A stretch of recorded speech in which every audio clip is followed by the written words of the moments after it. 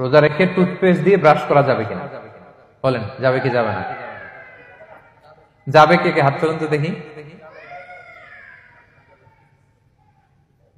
হ্যাঁ, মাত্র একজন, দুইজন, তিনজন, চারজন, পাঁচজন, ছজন, দল ভারী হচ্ছে আস্তে আস্তে। হ্যাঁ, টুথপেস্ট দিয়ে ব্রাশ করা যাবে কি যাবে না? যাবে মাত্র পাঁচজন, আর যাবে না কয়জন দেখি? যাবে না, অনেকে যাবে না, অনেকে হাত তোলে না, ভাবছে কোন জায়গায় হাত তুলে কোন বিপদে পড়ি। চুপচাপ দেখি যে কোনটা জিতে। যাবে না? যাবে না, দল ভারী না? যাবে? এই সুন্দর বলছে, যাবে, কিন্তু না করাই ভালো। হ্যাঁ হ্যাঁ, যাবে। টুথপেস্ট দিয়ে ব্রাশ করলে রোজা ভাঙে না, তবে যদি খুব স্ট্রং টুথপেস্ট হয় এগুলো ব্যবহার না করা ভালো। দিনের বেলায় মেসওয়াক করা ভালো।